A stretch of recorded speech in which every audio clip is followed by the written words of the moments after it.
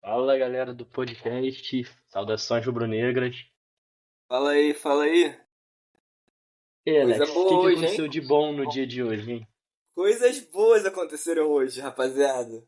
Finalmente temos terreno. Quer dizer, ainda tem umas tecnicalidades, né? A gente ainda tem que pagar a parada e tal, pra cair no nosso nome. Aquela coisa a gente sabe, né? Quem nunca comprou um carro, uma moto, uma casa? A gente. Mas, enfim, nossa oferta foi aceita no leilão hoje. E a gente vai ter um estádio mesmo, rapaziada. Tipo assim, pelo jeito não é meme, tá Você, ligado? você tá me fazendo pensar naquela imagem do sapinho que você manda? Manda Senhoras e senhores, avisar é que de me abemos agrado. estádio.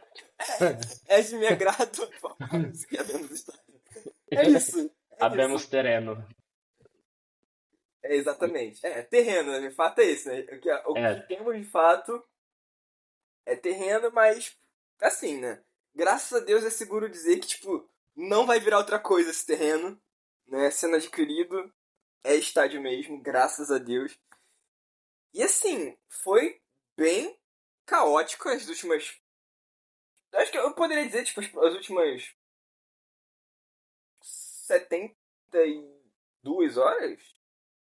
uhum. Não, talvez 72 não. Perto de 48 horas, né? Que foi basicamente desde segunda-feira à tarde, Ah, sim, sim. ontem no final da noite, com as notícias de tentativa de fazer com que o leilão não acontecesse, né?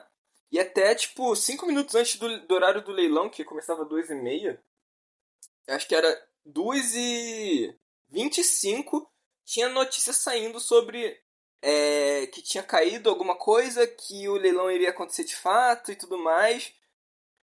E enfim, né? E o leilão se resolveu muito rápido, né? Tipo, parece que eu não consegui ver ele na íntegra e tranquilamente. Enfim, eu tava almoçando, tava com a televisão ligada pro meu pai assim, não podia, no momento, assim, sair pra poder só prestar atenção na transmissão, mas parece que durou 15 minutos o processo. Porque só teve Uhum, a proposta do Flamengo. sim. E aí, logo eu vi assim, a galera cantando indo do Flamengo. Eu falei, meu Deus, já aconteceu já. Eu fiquei sem entender nada. Aquele caos maravilhoso. Aí o Twitter me informou que foi aceito já. O Landim assinou, o Eduardo Paes assinou. E, É, gente, tipo... Não, falei.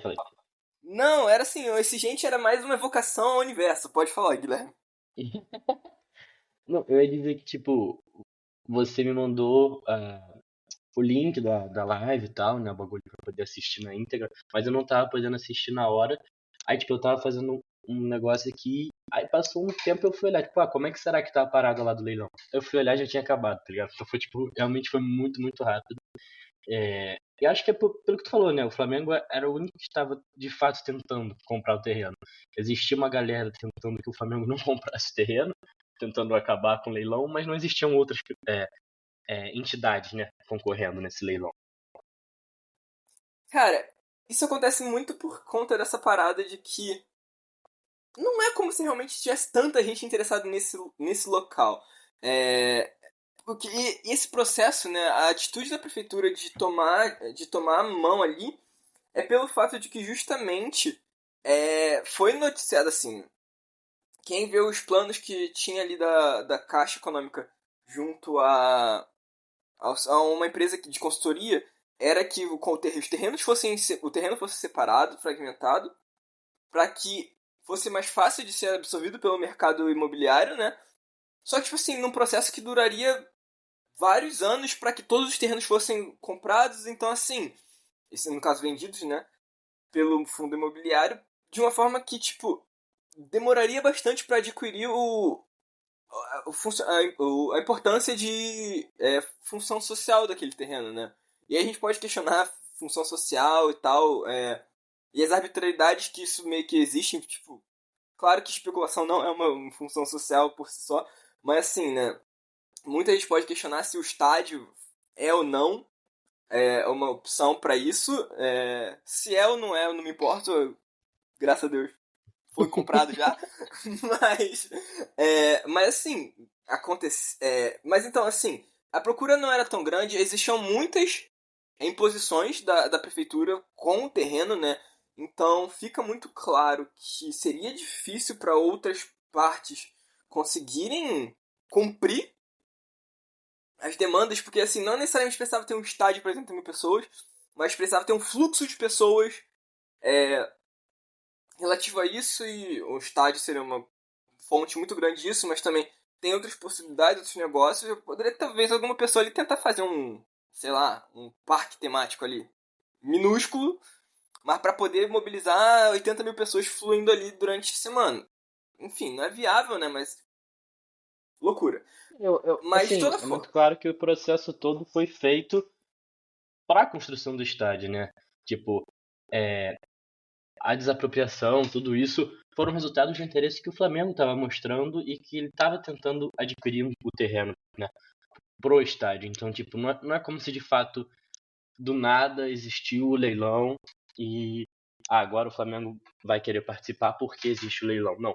Existiu o leilão, existiu a desapropriação, existiu todo esse processo por causa do interesse que o Flamengo estava mostrando. E até por isso que, né, anteontem, na segunda-feira, é, foi votado no Conselho Deliberativo que o Flamengo participasse do leilão, mesmo que houvesse uma certa nível de divergência em relação ao quão avançado era o estudo, agora esqueci o nome, estudo de viabilidade, agora não tenho certeza do nome.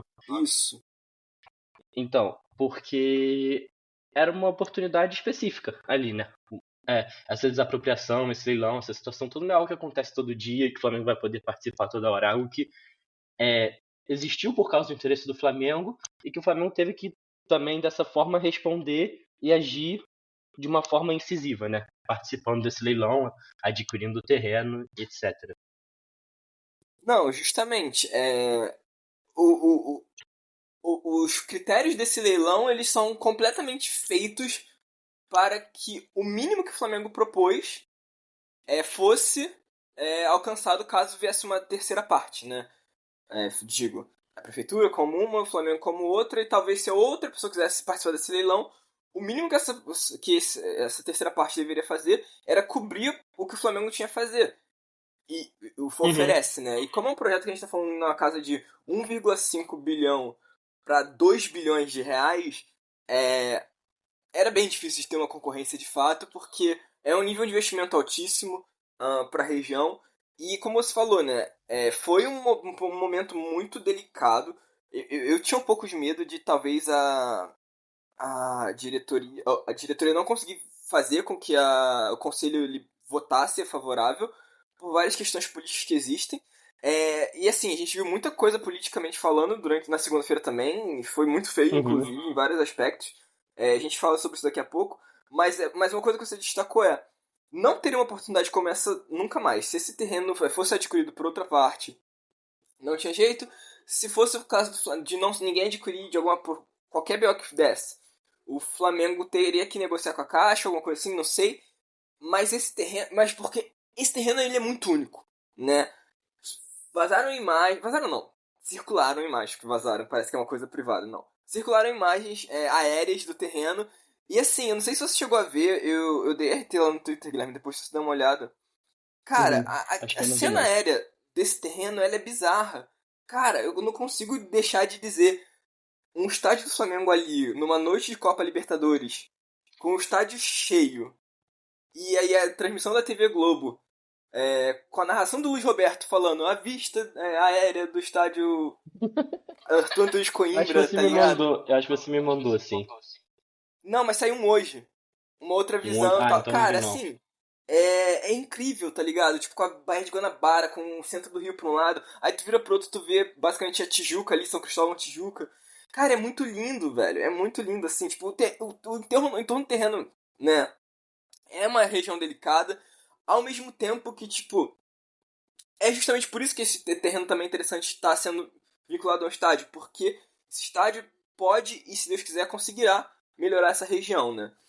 Enfim, e sobre a questão do conselho e toda a questão da votação, só para poder te chamar de volta, Guilherme, foi bizarro, né? Foi bizarro, acho que tudo ficou muito esquisito com a forma. Porque assim, teve o convite das forças organizadas, mas, tipo, o que tornou tudo mais esquisito, na verdade, Porque pra mim tá tudo bem chamar as torcidas, honestamente. Manifestar apoio. Uhum. O problema é a forma como a torcida organizada apareceu ali no contexto, né? Com as, com as bandeiras e com as coisas dizendo, xingando a oposição. O que não faz o menor sentido, porque, enfim, xingar o Prakovic faz que sentido, gente? Tipo, ele é um dos caras mais relevantes do processo todo que o Flamengo viveu nos últimos anos. Tipo, o que a galera tá fazendo com isso, sabe? Independente do quão lógico é, assim, a escolha dos nomes pra xingar, eu acho que é muito feio ver as torcidas organizadas sendo colocadas nessa posição, né? E a gente, como torcedor, vê uma espécie de emparelhamento que a gente já aponta há bastante tempo em relação à imprensa, a gente vê também em relação às torcidas organizadas, né? Que não é a postura que a gente espera, né? O que a gente espera que das torcidas organizadas não é que elas estejam defendendo a situação ou a oposição, é que elas estejam defendendo os nossos interesses enquanto torcedores. Independente de quem está do lado dos nossos interesses vai ser a situação em dado momento ou a oposição em um outro momento, né? E, de novo, assim, a gente era 100% a favor de que fosse aprovado, de que o Flamengo participasse do leilão, desse seu lance, comprasse o estádio, porque mesmo que a gente entenda muito a questão de, tipo, do BAP, como é que a gente vai lidar, né, com a compra do estádio de uma forma responsável, tá ligado? De uma forma responsável, de uma forma profissional, financeiramente falando. A gente entende isso, mas ao mesmo tempo é o que a gente falou, era uma oportunidade única e eu acho que a gente precisava ter o terreno até para ter essa pressão de beleza. A gente adquiriu o terreno, então agora a gente precisa investir num projeto que seja financeiramente viável, que seja bom para a torcida, que seja um projeto que melhore a mobilidade para chegar no estádio, mobilidade urbana. Enfim, tudo isso está envolvido, mas, tipo, o fato de você ter o terreno obriga você a ter esse projeto, né? E a gente, então, era super a favor disso, mas independente de ser a favor ou não da compra do estádio, que eu acredito que todo flamenguista era do terreno, melhor dizendo, que eu acredito que todo flamenguista é a favor da compra do terreno e da construção do estádio, a questão é só como isso vai ser feito. Independente disso, transformar isso numa arena política, eu acho que é extremamente complicado, né? Não, foi muito ruim porque, honestamente, né? Eu acho que torna tudo. Faz tudo ficar mais feio e parece. E torna. Eu acho que joga uma sombra em cima dessa parada, porque fica parecendo uma coisa meio. Tipo, pra que eles acham que precisava de toda essa movimentação desse jeito, sabe? Com essa violência? Porque assim, gente, vamos combinar. É, tem uma convocação lá pela aprovação e as torcidas organizadas demonstrarem seu interesse no projeto. Show de bola. Mas por que você vê então nomes da oposição sendo xingados? Isso não é à toa, tá ligado? E aí parece que, tipo assim. E parece que quem questionou, quem foi voz de questionamento, e questionamentos são muito bem-vindos, inclusive. Eu acho que, tipo, qualquer voz que vem ali pra questionar coisas, eu acho que pra jogar contra, pra tipo negar e tentar paralisar o projeto não é legal. Mas quando você traz questionamentos e faz existe uma discussão que é pro benefício do clube. Isso é muito bem-vindo. Então, se tem pessoas ali dizendo, olha só, a gente não quer isso, mas a gente entende que isso aqui não é bom, se dentro dessas condições aqui e tal, a gente tem que pensar muito bem, tem que tomar muito cuidado. Por que que, tipo, teve gente, então, transformando isso em arma política e depois, Uhum. tipo, ainda pegando isso tudo e transformando... Sendo que era uma coisa que, sim, deveria e foi. A votação mostra isso. Era... Todo mundo queria, dentro do clube e fora do clube, É, sabe? se não Foram... unânime, quase unânime, né? Exatamente, foram 600 votos a favor e, tipo, acho que 30 contra, com algumas abstenções ainda. Acho que dá 30 e pouco contando umas abstenções lá. Então, assim, tipo, Aham. 600 votos. Eu não vou lembrar o número ao certo, eu tô até falando espelho em fake news, acho que talvez não seja nem dado 30 votos contra. Mas assim, foi uma lavada. Mas assim, mas o grande ponto era, quem se posicionou mais reticente, na verdade, estava falando sobre. Gente, olha só, não pode ser feito de qualquer jeito. A gente precisa saber valores, a gente precisa Sim, de várias coisas. Era só até, ponderações. E virou uma coisa até assim, porque. armado, bélico.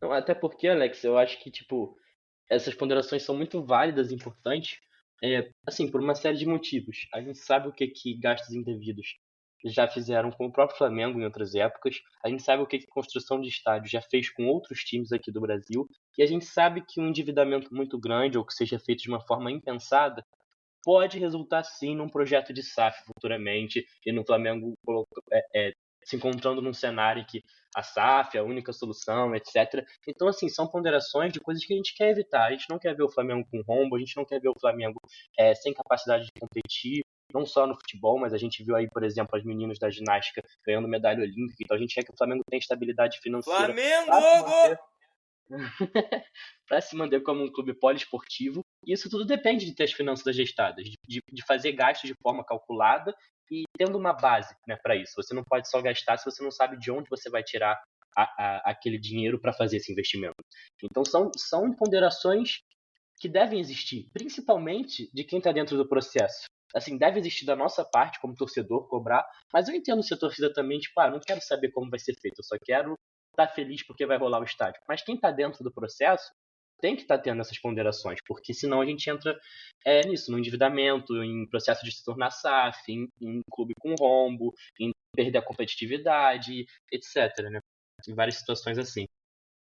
Eu acho que eu sou bem flexível com relação a algumas questões. Eu acho que já falei isso com você. Não sei se já falei aqui, Guilherme, mas eu acho que com certeza já falei com você em particular que eu realmente sou favorável a que se a gente tiver que ter algum tipo de impacto, não um impacto absurdo, mas algum impacto na aquisição de jogadores, eu não vejo necessariamente um problema, porque eu acho que o Flamengo ele é muito pouco otimizado, vamos dizer assim, muito pouco Uhum. eficiente no mercado de contratações.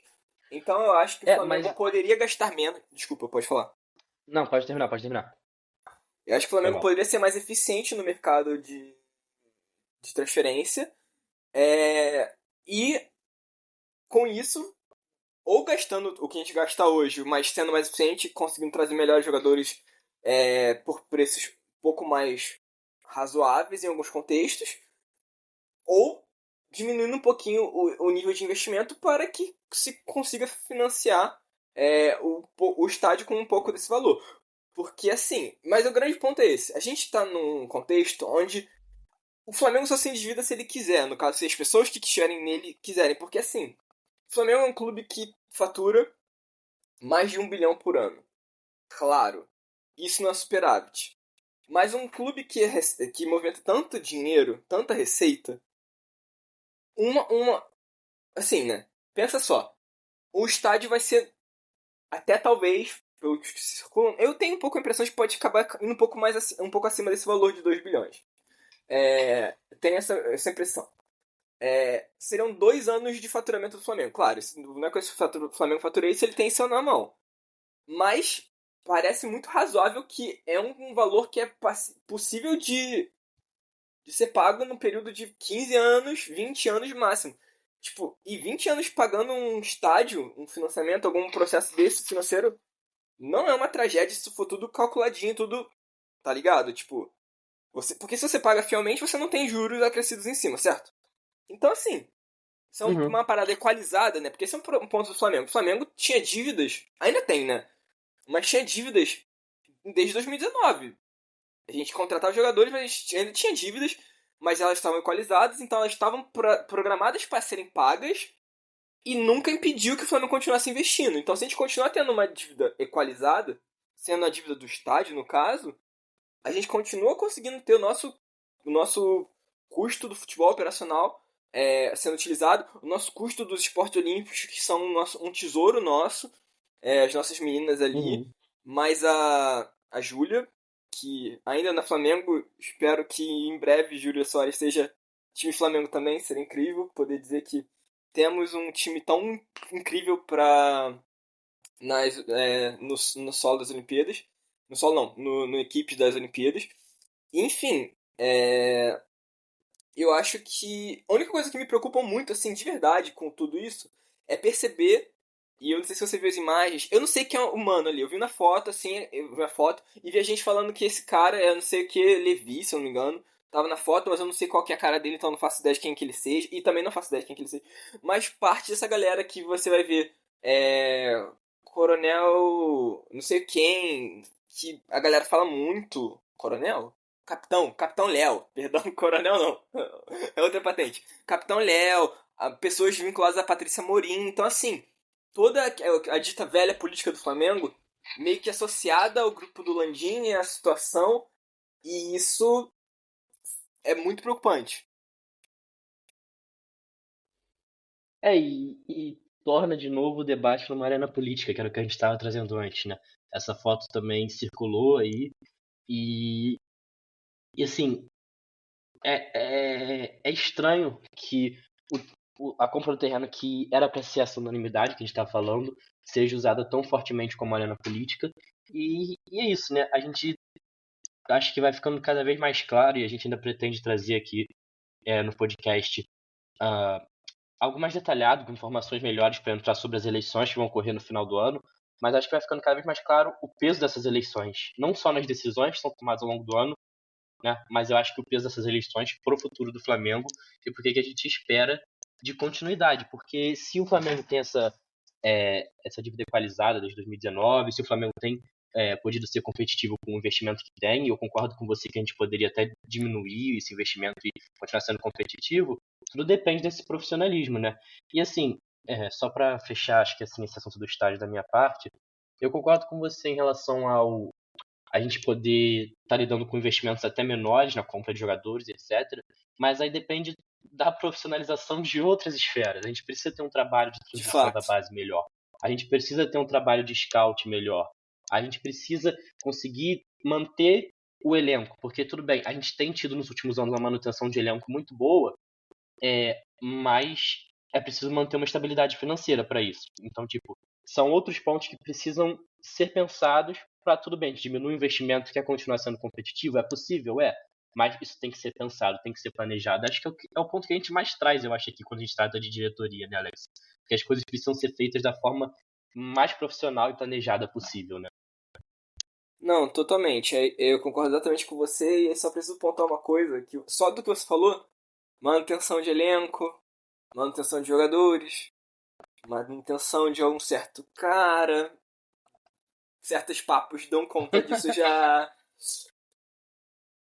Mas o futuro, Cara, eu acho que. falaremos do futuro, tem o estádio no futuro do Flamengo, mas também tem jogo hoje.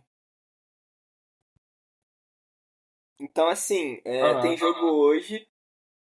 E a gente vai falar do futuro primeiro ou do passado primeiro, Guilherme? Eu acho que melhor. Acho que vai ter muita gente falar dos jogos anteriores. Ok, E assim, ok. sem querer entrar muito na questão desse cara que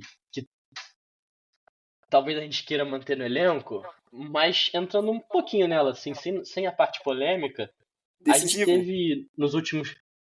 A gente teve nos últimos dois jogos, pelo menos um, em que, né, o Gabigol entrou e foi decisivo, assim como foi, e eu vou dar todo o mérito aqui a ele também, o Carlinhos, que pra Faraó, mim faró, faró. ambos tiveram atuações perfeitas no lance do gol. Assim, o passe do Gabigol é um passe de quem sabe jogar muito bem de segundo atacante, que funciona muito bem com um centroavante mais de área, né? E que por isso mesmo poderia ser titular ao lado do Pedro e não um ou outro, como muita gente coloca. E o Carlinhos, assim, ele ganha no corpo, ele tem velocidade, ele não deixa o cara tomar a frente e depois ele dá uma finalização também perfeita, com muita técnica. Eu acho que a altura dele engana, parece que talvez vai ser um cara sem técnica, um cara desengonçado, mas ele tem velocidade, ele tem técnica, ele tem força, então ele consegue concentrar tudo ali naquela jogada de uma forma muito legal, né? Cara, é muito engraçado porque no primeiro jogo dele como titular, quando foi um momento que o Gabigol tá afastado, acho que por conta da questão da, da proposta que não tinha sido aceita e que ele poderia sair e tal. Teve um jogo que o Carlinhos acabou começando, se eu não me engano. E, cara, Acho que foi ou ele contra o jogou muito Galo, tempo. não? Oi? Acho que foi É, contra o Galo, não foi? foi contra o Atlético Mineiro. Cara, me chamou muita atenção a velocidade dele. De cara, assim, Uhum. eu achei ele muito rápido. Eu vinha ele partindo com a bola e falava assim, nossa, esse cara é rápido. Pro tamanho dele, eu achei muito surpreendente. E né, na jogada Uhum. do gol, né, da vitória, cara, na vitória contra o Vitória, eu achei ele muito bem, cara. Eu achei ele muito bem, assim, na forma como ele conduziu a aceleração dele, fez a ultrapassagem, protegeu de fato, conseguiu colocar a bola de um jeito que foi oportuna para que ele pudesse fazer um chute de trivela na saída do goleiro. A bola dá aquela voltinha assim, fugindo do goleiro. É um gol muito bonito, muito impressionante, imponente, como a comemoração dele, né, de faraó. Cara, assim, eu vi essa brincadeira sobre o Flamengo tem atacantes com comemorações muito icônicas, né? A gente tem o Gabigol com o Muki, que é o mais clássico dele. Embora eu tô sentindo falta, eu acho que ele tem feito gols e não tem usado tanto. Necessariamente, não é a primeira Uhum. celebração dele, mas normalmente ele já corria, dava um pulo, mostrou o Muki. Não, agora ele tá muito mais sanguíneo, eu acho. E aí depois talvez ele faça pose, mas eu nem tenho visto, honestamente. A gente tem o Pedro lá com a reverência, que é muito bonita. Tem a frase em Libras, né, que Raíssa Leal, nossa fadinha aí também tem adotado. E aí vem o Carlinhos com a mão na cintura, assim. E parece realmente uma estátua, porque o cara é grande pra caramba, tá ligado? Fica assim, é brabo, velho. Não, e tipo, é legal porque o fato dele ser grande não necessariamente significa que ele ia ganhar a jogada no corpo, né? Então ele de fato tem velocidade ali, depois ele tem um gesto técnico. Tipo, nesse jogo contra o Vitória, tem uma bola que acho que o De La Cruz dá no Pedro, e o Pedro não consegue ganhar. É parecido, não é igual ao Carlos, mas lembra um pouco. Então ver o Carlos tipo, entrando nessa jogada e conseguindo ter essa reação de ter a velocidade, de ter a força física, e depois ele completa isso com um gesto técnico perfeito ali para fazer o gol, é muito legal, né? E é isso que a gente tá falando, assim, o elenco que o Flamengo tem já é muito bom. Então talvez a manutenção do elenco, né, como a gente falou, ela por si só já é importante, assim, independente de você ter altos investimentos para novos jogadores, a gente precisa, no mínimo, conseguir manter uma base nesse elenco. E, cara, esse elenco vem se mostrando muito decisivo. Eu vou falar, assim, de Gabigol, eu vou falar de Carlinhos, eu posso falar também do Pedro, que contra o Atlético Goianiense se tornou o maior artilheiro do mundo no ano. E simplesmente, se eu não me engano, eu posso estar confundindo a estatística, mas eu acho que ele é líder de gols e de assistências no Campeonato Brasileiro. Então, assim, é um elenco que tem muitos jogadores decisivos, mas eu quero falar aqui especialmente do Arrascaeta, cara, porque o Arrascaeta voltou da Copa América e ele sofreu um pênalti contra o Criciúma, deu uma assistência, ele... Agora eu tô indo, calma. Ele contra o Criciúma, ele sofreu um pênalti, ele deu uma assistência, foi isso? Depois ele contra o Vitória, ele faz um gol, e agora contra o Atlético Goianiense, ele dá uma assistência e faz um gol. Tá ligado? Então ele tem 2 gols, 2 assistências e um pênalti sofrido nos 3 jogos desde que ele voltou da Copa América. Isso é um absurdo, né? São O que 5 joga bola. participações em gol em. Meu Deus. Em 4, 6. Nos últimos 6 gols que o Flamengo fez, ele tem participação em 5. O pênalti não gerou gol, foi o pênalti que o Pedro perdeu. Mas foram 4 Ok, justo. Então participações em são gols. 4. Então são 4. Verdade, eu esqueci que foram 2 e o que ele sofreu foi que não virou pênalti. Que não É, converteu. mas assim, não é culpa dele, ele sofreu o pênalti, a parte dele ele fez. Assim, eu acho que ele, Exatamente. cara, que jogador fora de série, assim. Tipo, eu nem acho que ele esteja na melhor fase dele, eu acho. Mas assim, ele, tipo, numa fase boa, assim, ser a melhor possível, ele é isso, tá ligado? É isso que ele entrega. 4 participações em gol nos últimos 6 gols e um pênalti sofrido desperdiçado, tá ligado? Por outro E isso jogador, em assim. 6 jogos, É tá? Porque poderia bizarro. ser assim, 6 gols, você pensa, tipo, 6 gols em vários jogos, talvez. Dependendo do time. Várias vitórias de 1-0, alguma coisa assim. Não, a gente tá falando num recorte de 3 jogos. Em 3 jogos são 6 Pois é. gols e 4 participações. Ou seja, ele tem mais de uma participação por gol, pra gol do que jogos. Assim, é bizarro nesse recorte que a gente tá fazendo. Aliás, ele teria mais uma participação, Alex, porque ele bateu o escanteio contra o Vitória, que teve o gol anulado por 2 toques. Então ele teria mais uma assistência aí, se eu não me engano, porque eu acho que ele bate o escanteio na cabeça do Fabrício Bruno direto, né? E o Fabrício Bruno Isso faz o é. gol de cabeça. Então teria mais uma. Cara, assim, é um absurdo. Um absurdo você entregar isso tudo em 3 jogos, né? E isso porque, assim, né? Só que é muito bizarro porque não dá pra fugir de algumas questões com isso, né? Uhum, Ele foi pra Copa América e a gente sabe que ele não jogou tanto. E nisso que ele não jogou uhum. tanto, ele descansou. E a gente vê o quanto o Arrascaeta bem fisicamente, inteiro fisicamente, faz diferença. Enquanto antes vinha aquele burburinho. Ah, o Arrascaeta não sei o que, não sei o que lá. Aí vem, a gente vê o nosso Cria jogando. Meu Deus, fugiu o nome dele. Ah, que horror. O Lohan jogando. Lohan, É, Lohan. e aí a gente vê a torcida falando, ih, o Arrascaeta não volta titular não sei o quê. E aí você percebe que, tipo, talvez o físico possa ter prejudicado um pouco o Lohan recentemente, o Arrascaeta agora tá bem, e a gente precisava e poderia usar muito bem os dois num revezamento importante que é necessário para esse calendário bizarro e puxado, mas agora a gente não tá usando. O Lohan entrou e jogou contra no Sub-20, né, a pedido do Felipe Luiz. É, Mas parece que ele assim, pediu o Matheus Gonçalves também. foi isso mesmo. Eles dois desceram. Acho que teve mais alguém também que tava no nosso elenco principal que É, também teve desceu. mais um. Teve mais um. Eu não tô me E lembrando eu quem acho era, que, mas teve mais um. acho que pode ser alguém da defesa, tipo, provavelmente algum zagueiro, se bobear. Então É, eu não assim, tô me lembrando, mas eram é, três, sim. mas assim, você percebe que a gente tem qualidade ali, né? E que precisa ser utilizado. E aí fica aquela coisa misteriosa, né? Tipo, Tite, cadê o Lohan? Cadê o Matheus Gonçalves? É, e... Mas ao mesmo tempo a gente tem. Desculpa. É porque eu tinha esquecido, Não, fala só aí, pra não fala. ficar reclamação, a gente tem que falar sobre outras boas notícias. Né? A gente tem o Gerson. O Gerson, por sinal, é notícia boa pra semana inteira. Assim, daria pra ficar a semana inteira falando O ano de inteiro, como esse né? cara O ano joga. inteiro. Pô, cara, o quanto ele joga, o quanto ele domina o meio-campo, o quanto ele recompõe, o quanto ele cadencia o jogo, o quanto ele, né, ele gera pausa, ele acelera o jogo também quando tem que ir, ele agrega ofensivamente com a bola, com a opção, ele agrega defensivamente, recompondo, fechando linha. E roubando bola, assim, cara, tem aquele lance do Twitter que tá vazando muito, que é tipo, ele perde a bola num lance que parece uma falta, honestamente, e aí ele volta correndo, ele dá o toquezinho que rouba a bola do atacante do. Acho que foi agora contra o Atlético Goianiense mesmo. O atacante Atlético do Atlético Goianiense, sim. Goianiense. E cara, tipo. E a gente teve gente falando Gerson Neca, não consegue, não sei o quê. E, cara, é muito bizarro isso, né? Porque o Gerson não consegue jogar no meio campo. Assim, no meio, assim, não como ponta. Porque ele não consegue acompanhar. Gente, a gente tá falando de um jogador de 26 anos. Cara, se um jogador de 26 anos. Honestamente, se um jogador até, tipo, sei lá, 31, 32 anos não consegue fazer uma função em campo, então realmente é um problema. Não, e Cara, o mas o Gerson cara de vinte e consegue, seis tá? anos.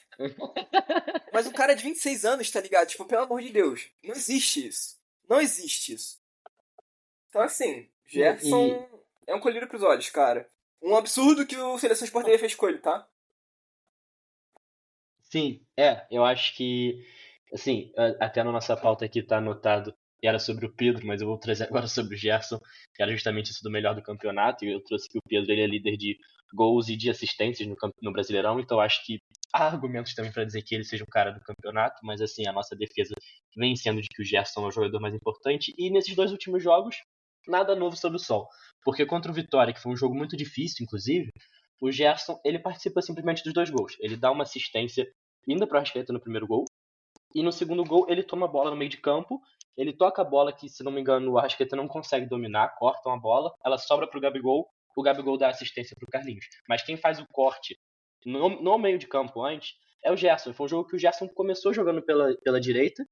E ele resolve o jogo em duas situações em que uma por acaso, porque o Alan ainda estava em campo, e a outra depois que o Alan sai e ele se torna ali até acho que primeiro volante naquele momento, se eu não me engano, ele vindo do meio, vindo daquela posição de frente, ele resolve o jogo. E contra o Atlético Goianiense, se ele não tem participação direta nos gols, assim, pelo que eu me lembro, ele foi líder de desarmes, sabe? Ele foi quem mais tomou bolas, etc. Foi, tipo, ele produz pro time ofensivamente, defensivamente, e ele domina o meio de campo, cara. Assim, acho que é uma defesa que eu vou fazer de que. Acho que a gente talvez eu possa até discutir se o trabalho do Tite é bom ou ruim. Acho que a gente até vai debater um pouquinho isso na sequência, mas tipo, eu acho que esse é um dos maiores pecados do Tite, que é ele tá tão preso a esse esquema que ele não tá colocando quatro homens no meio de campo. E eu acho que, assim, ele pode pensar em inverter o De La Cruz e o Gerson, botar o De La Cruz pra direita, etc. Mas eu acho que um meio de campo, sei lá, com Pulgar, Gerson, De La Cruz e Arrascaeta, poderia, com dois no ataque, poderia fazer com que esse elenco que a gente tá falando que é tão bom conseguisse jogar ainda melhor junto, né? Não, justamente. Até porque, vamos combinar, o Pulgar foi também bem importante no jogo contra o Atlético Goianiense, né? Porque O passe que ele dá pro Ayrton Lucas é um belíssimo passe. E a Sim, gente sabe que ele tem essa qualidade, né? Só que ele sendo meio que sobrecarregado como única opção ali no meio campo, né? De pivô, assim, esse primeiro homem, assim, nessa composição do meio campo, é um pouco difícil pra ele porque ele não é necessariamente mais excelente. Tem até um vídeo que o próprio Arão fala, eu não consegui ver esse vídeo na íntegra, mas tipo, ele falando sobre algumas questões que foram a participação dele no Flamengo Jorge Jesus e como eu vi muitos comentários falando sobre como isso se refletia muito também no quanto o Pulgar sofre no sem a bola, da forma como o time se projeta a partir da forma que o Tite escala o time e tudo mais, mas é muito mais sistemático necessariamente opção de nomes. Mas você para pra pensar que no final das contas, se a gente tivesse um meio campo com 4 caras, sendo esses caras uma trinca com o Pulgar mais atrás, né, como esse primeiro homem, mais à frente dele, um Gerson de um lado e um De La Cruz do outro, oferecendo o que cada um faz, né? O Gerson com muito mais pausa, muito mais uma cadência, um controle do meio campo, das ações como um todo, bem cerebral, bem físico ao mesmo tempo, oferecendo o passe refinado que ele tem.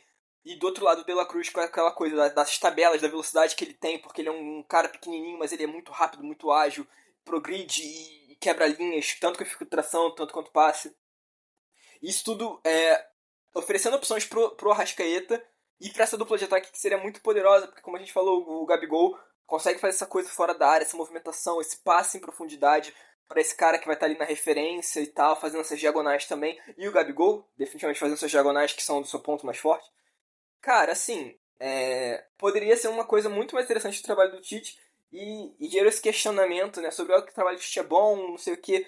Eu acho que ele é mediano, com alguns momentos bem ruins, com algumas coisas boas, mas eu me preocupo que as coisas boas são justamente de momentos onde ele meio que teve que abrir mão do que ele queria fazer e quando ele pôde voltar a fazer o que ele queria fazer, o time deu uma queda de rendimento, embora os resultados continuem vindo. E a gente também tá dando, graças a Deus, sorte de campeão com os rivais também perdendo e a gente conseguindo chegar nos pontuações, ultrapassar eles e pontuar e tudo mais. Mas, pô, se ele tivesse um pouquinho mais de jogo de cintura e flexibilidade, acho que esse time estaria jogando ainda mais bola, o que dá pra dizer que não tem sido o grande ponto. E continuar pontuando para ter uma tranquilidade maior nesses pontos corridos aqui para garantir esse título que é provavelmente o mais importante da temporada pra gente. assim, antes de eu entrar na minha opinião sobre o trabalho do Tite ser bom ou ruim, eu queria só pegar isso que você falou do Pulgar, porque pra mim é muito relevante que o Pulgar, tipo, ele tá vindo de uma sequência de jogos ruins, especialmente contra Cuiabá e Fortaleza, em que ele jogou com o Alan junto, os dois, né, dividindo o meio de campo.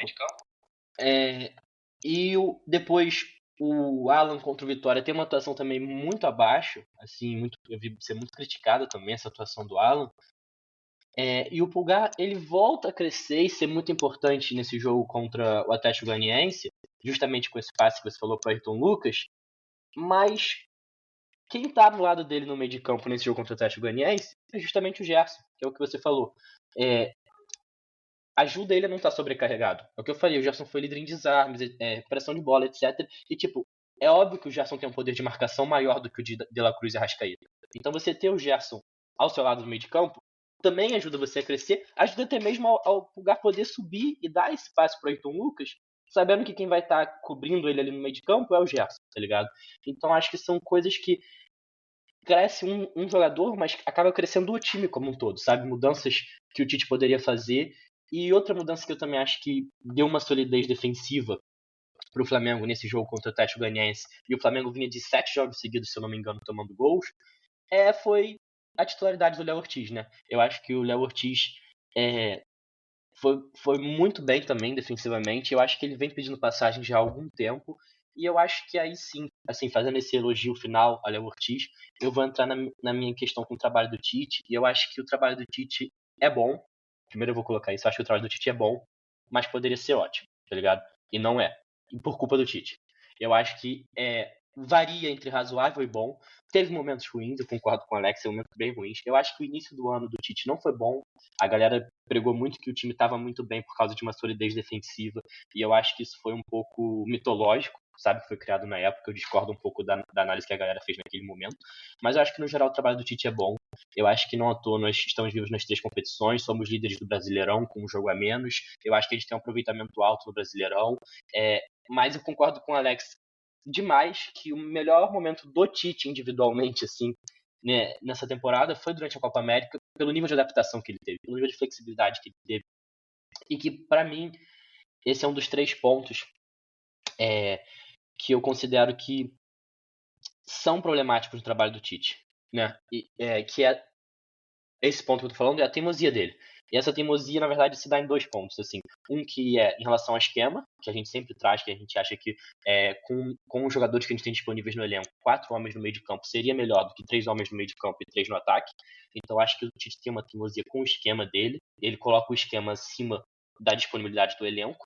E eu acho que isso é um dos pecados do Tite nesse trabalho dele. E assim, quando a gente fala de disponibilidade do elenco, a gente falou do Gabigol nessa dupla de ataque, mas poderia ser com o Cebolinha e Pedro, poderia ser com o Luiz Araújo. Ele pode escolher quem ele acha que está melhor naquele momento, mas eu acho que essa mudança de esquema fortaleceria o time, e ele é preso nisso. O segundo pecado do Tite também tem a ver, na minha opinião, com a teimosia dele. Essa meritocracia que ele coloca, em que, por exemplo, o Léo Ortiz vem pedindo passagem há tanto tempo e não chega, sabe? Então, tipo, isso é meio complicado. Enfim, entra aí também a utilização da base. Eu acho que é assim, pegando esse primeiro pecado é a teimosia, que se dá tanto no esquema quanto na escolha dos jogadores.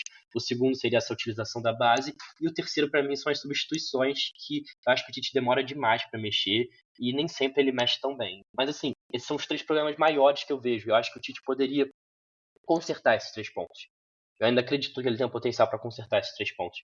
Mas, no geral, eu acho que ele vem fazendo, sim, um bom trabalho. E eu acho que é um trabalho que tende, e eu posso quebrar a cara com isso, mas eu acho que é um trabalho que tende a melhorar. E eu acho que você vai discordar um pouquinho de mim nisso, né, Alex? Eu sou muito cético com o Tite, honestamente. Mas, de verdade, eu quero que dê certo, né? Só que eu acho que depende muito de convicção, sabe? E eu acho que ele precisa realmente abrir mão dessas convicções dele com essa formação, de ficar nessa coisa desse 4-1-4-1, esse 4-3-3, de alguma forma, que é essa variação que ele faz, né? Que é feio, é triste, é monótono e pouco empolgante, sabe? E, cara, assim, se a gente tivesse, tipo, jogando feio, mas, tipo, conquistando todos os pontos e, tipo, tivesse, né, invicto, com muito à frente dos outros times, até dava pra engolir porque era certeza da taça, né? Mas não tá sendo assim. Então, tipo, o time precisa subir o seu rendimento pra poder conseguir os resultados também. Então, tipo, vamos repensar, irmão. Vamos repensar. E, enfim, justamente nessa coisa de subir rendimento, porque a gente vai enfrentar times mais fortes. Começa hoje, inclusive, não no Brasileirão, mas hoje, daqui a algumas horas, no Maracanã a gente recebe o Palmeiras. E é um jogo que a gente precisa ter um alto rendimento porque é um time muito forte, né? Não é tecnicamente um grandioso time, mas é taticamente e mentalmente muito forte. E a gente precisa estar bem afiado, bem, né, disposto, bem no todo para poder conseguir fazer uma boa vitória, um bom resultado, para não depender de chegar lá em São Paulo precisando fazer resultado, né? Só confirmar o que já foi feito aqui. E eu até vi que saíram umas notícias hoje falando que o Palmeiras vem para jogar retrancado, bem defensivo aqui no Maracanã e tal.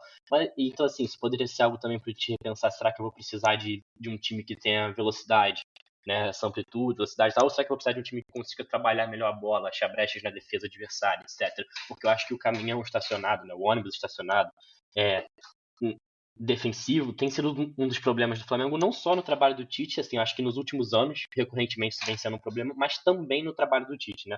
Conseguir furar essas retrancas, como por exemplo o Amazonas fez no Maracanã. A gente conseguiu ganhar de 1-0, mas foi um jogo que a gente sofreu muito para fazer esse 1-0 no Amazonas. E o time do Palmeiras, obviamente, é muito mais qualificado que o do Amazonas. Então, ter esse tipo de sofrimento contra o Palmeiras pode custar muito mais caro, assim. Eu tô pegando um jogo que é inclusive da mesma competição. Mas eu vou dar assim a minha visão, e que acho que da minha parte eu fecho assim a minha participação aqui nesse episódio, porque é a minha visão não só pra esse jogo, mas acho que pra essa sequência de jogos. E eu vou dizer que eu posso quebrar a cara com isso, mas eu acho que o time vai crescer. Eu acho que o time vinha crescendo antes da Copa América. Eu acho que o trabalho do Tite tem problemas, mas se tem um culpado grande pra gente não estar numa sequência ótima, é a Copa América, tá ligado? Eu acho que tudo que aconteceu da Copa América pra cá tem que levar em conta a Copa América. Eu acho que é inevitável isso.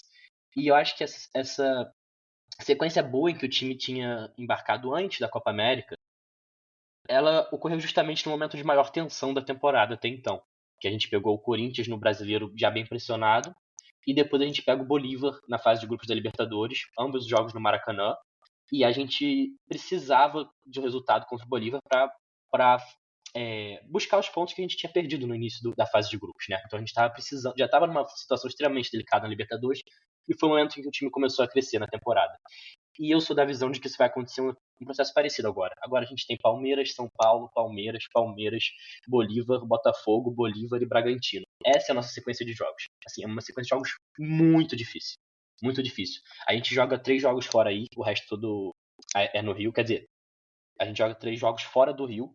O jogo contra o Botafogo é no Engenhão, mas é no Rio. E a volta da Copa do Brasil e o jogo contra o São Paulo são em São Paulo. E o jogo contra o Bolívar, a volta também é na altitude. Mas a gente tem bastante jogos no Maracanã, ou pelo menos no Rio. As viagens para São Paulo também não são tão pesadas. Eu acho que o Flamengo pode fazer uma logística boa nessa sequência. Mas é uma sequência que vai precisar de um rendimento mais alto.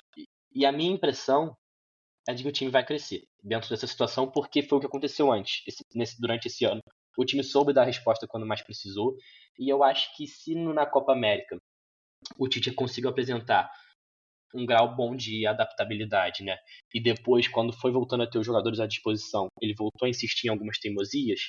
Eu acho que também vale dizer que esses 3 jogos contra Criciúma, Vitória e Atlético Goianiense foram uma espécie de reentrosamento do elenco principal. A gente estava com 9, 10, assim, às vezes até mais jogadores, dependendo da rodada, por causa de lesão, etc., fora. Então, tipo, eu acho que a gente estava num período de reentrosamento do elenco principal e que eram jogos que a gente sabia que eram de menor exigência. A gente já discutiu isso também em outros episódios, né, da exigência de cada jogo.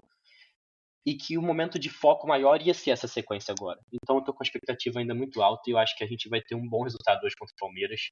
E eu acho que a gente vai ter um bom jogo hoje contra o Palmeiras. Eu espero não quebrar a cara com isso, mas essa é a minha expectativa. Eu acho que a gente vai ter uma sequência bizarra, né? É muito, muito doido pensar que, basicamente, nisso tudo a gente pode sair desses. São o quê? Acho que 6 jogos, né? Ou 7. Palmeiras, São Paulo, Palmeiras. São São 7. 8 jogos no total. 8 jogos. 8? Porque eu tô contando o Bragantino também, que vem depois do Então. Bolívar. Eu tinha ficado pra trás. Cara, a gente pode estar saindo disso bizarramente assim, tipo, nas quartas de final da Libertadores, nas quartas da Copa do Brasil e líder do Campeonato Brasileiro. É muito. Oitavas. Tá, Oitavas? entendi. Não, tá, entendi. Calma, Guilherme, não Deixa. tô tão doido assim não. É, a gente pode sair. Ou a gente pode sair machucado. Eu não acho que vai acontecer. Cara, para pensar assim. Eu acho que a gente vai conseguir. Porque a nossa sorte, bem ou mal, por mais que o jogo do Bolívar seja muito indigesto na volta, a altitude, é um time mais fraco. E eu quero acreditar que, tipo, a gente vai conseguir fazer um bom placar na ida. E isso vai diminuir um pouco o peso, o estresse da rotação toda que a gente vai fazer. Eu acho que a gente Uhum. até fez bom esquema de poupar jogadores no último jogo. A gente vai ter alguns Uhum. desfalques já contra o São Paulo também. Luiz Araújo e Pedro, por exemplo, estão suspensos, então vão descansar de alguma forma, né? O No jogo contra o Gabigol São deve ser Paulo. titular, ou talvez até Gabigol e Carlinhos, né? Então, assim, a gente tem umas possibilidades já, tipo, de não ter tanto peso. Minha maior preocupação acaba sendo o Gerson, porque ele é um cara que não teve descanso algum Sim. até agora. E ele é E é um muito cara meio crucial, então. insubstituível, né? Exatamente. Se a gente sem ele, eu não sei o que a gente vai fazer. Mas a gente vai ter que Gerson ver de la pra. Cruz e Arrascaeta, acho que são que a gente tem menos reserva, né? É. Eu acho que vai acabar sendo uma coisa meio. O Pulgar ali junto com o De La Cruz, talvez, apesar que o De La Cruz também não parece estar super bem pra uma grande sequência. o Gerson poupado Sim. e aí 2 pontas, né? Seguindo a lógica do Tite, seria uma coisa assim. Seria tipo o Luiz Araújo de um lado, o Cebolinha do outro, para poder complementar essa formação ali, atrás do centroavante. E acho que é a melhor saída que a gente tem para poder poupar o Gerson de alguma forma. Mas enfim, né? É uma coisa complicada, mas eu consigo ver sendo uma sequência muito positiva pra gente, apesar de ser muito difícil. E uma coisa que você gosta de falar muito, e é verdade, o Flamengo cresce muito nesse tipo de jogo, né? Grande, então tem muito jogo grande vindo. Até mesmo um jogo de menor tamanho. Só um momento, pessoal. Pode continuar aí, Guilherme, por favor. Eu acho que é o que a gente vem trazendo, né? O Flamengo, assim, um de menor tamanho, talvez que o Alex estivesse colocando, acho que seria o do Bragantino, mas é um jogo muito difícil, né? É um jogo muito difícil mesmo assim. A gente não tem tido jogos fáceis contra o Bragantino. É um time que sempre impõe dificuldade pro Flamengo. E eu acho que, assim, o Flamengo vai ganhar todos esses jogos, os 8 jogos da sequência? Não, eu não acredito nisso. Mas o Flamengo vai ter uma sequência boa? Sim, eu acredito nisso. Eu falei pro Alex no WhatsApp, eu vou repetir aqui só porque ele meio que me desafiou a deixar isso gravado no podcast. Gabigol e Pedro marcam hoje contra o Palmeiras. A gente vai ver gol dos dois, da melhor dupla de ataque do Brasil. Talvez não joguem juntos, mas os dois vão marcar hoje. E eu acho que a gente vai encaminhar bem esse confronto hoje. É o que eu falei, eu espero não quebrar a cara, mas eu acredito muito que esse trabalho do Tite vai crescer e que o Flamengo vai crescer agora, nesse É momento, né, só eu Alex? sair que você fica nos delírios, né? Ah, meu Deus. Mas eu quero acreditar nisso aí também, tá? Eu quero muito o gol da minha dupla de ataque, porque eles são a minha dupla de ataque. Pedro Gol, Gabigol. Mas assim, só concluindo, acho que a gente vai sair bem positivo na nossa sequência, assim. O menor jogo é contra. Só concluindo, né? Seria em tese contra o Bolívar, por ser um time menor, mas é a oitava final de Libertadores, então assim, ainda é um jogo grande, mas. E a gente sabe, jogo grande chama esse time. Jogo grande chama esse time. E se esse time tem o mínimo do mínimo, se não, por exemplo, não teve no ano passado, esse time consegue fazer muita coisa acontecer. Então. Quantos gols. Mas só pra saber, quantos gols você falou que seriam hoje? No todo? Não, isso aí eu vou deixar em aberto pelo seguinte, Alex. A última vez que eu fui extremamente ousado num episódio, a gente perdeu pro Juventude horas depois, no mesmo dia. Então eu vou me segurar um pouquinho dessa vez, só pra evitar de zicar o time. Mas assim, No mínimo 2-0. eu acho, não, no mínimo 2 gols eu já coloquei aí, né? Um do Gabi e um do Pedro. Sem tomar gol, sem tomar gol, sem tomar Se gol, vai sem tomar ser gol, sem tomar gol. sem tomar gol, eu já não sei, porque ele vai colocar o Gerson na direita e vai deixar o Ortiz no banco, entendeu? Essa é uma questão. Essa é uma Mas, questão. mas eu acho que a gente vai encaminhar bem.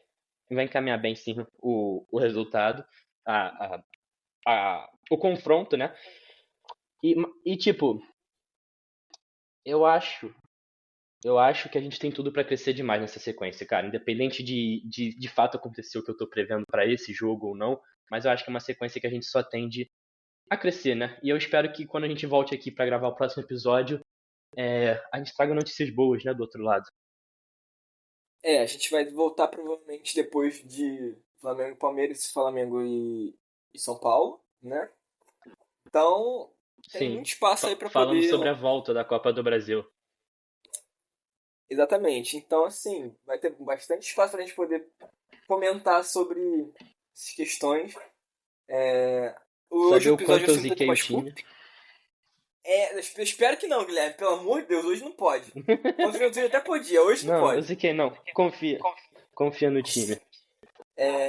Hoje vai ser um pouco mais curto porque o Guilherme hoje vai estar correndo em direção ao Maracanã em breve. Eu vou ter que assistir de casa. Correr o Só risco pra de nem vocês terem uma assistir. noção.